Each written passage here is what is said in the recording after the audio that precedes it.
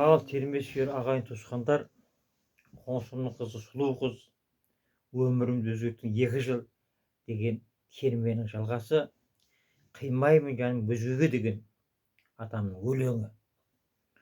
Сөйтіп бұл армиядан келгеннен кейін бір қызға ғашық болып, 2 қыздан айырылады. Bir қызға ғашық болып, алып қашып келеді ол қызды.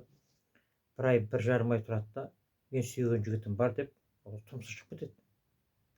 Сонда атам жазған екен, қимаймын жаным өзгеге деген өлеңді. Қабылдаңыздар. Бұл 3-ші өлеңі. Жаным-ау, шықпайсың күндесімнен, кеттің бе мәңгіге мені қиып, есімнен шықпайды жастық шақ бір жүрген, көңілді өткен түндер, қол ұстасып жүрген күндер.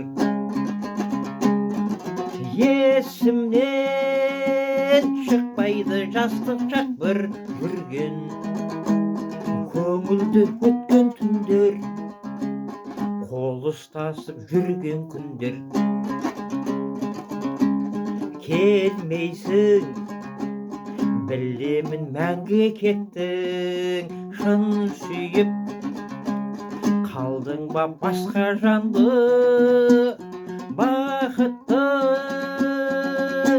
бол жаным қай жерде жүрсең де, жүректе мәңгі есімің жазылып қалды жаным. Бақытты бол жаным қай жерде жүрсең де, жүректе мәңгі есімің жазылып қалды жаным. Bir болдық талай күн талай айлар, ұнатпай кеттің ғой басқа жанға, өзіңмен өткізген күндерді аңсаймын, өзіңді сүйгендей мен басқаны сүйе алмаймын. Өзіңмен өткізген күндерді аңсаймын, өзіңді сүйгендей мен басқаны сүйе алмаймын деп атамыз қимаймын жаным өзгеге деген өлең жазған екен. Ол 3-ші бөлімі.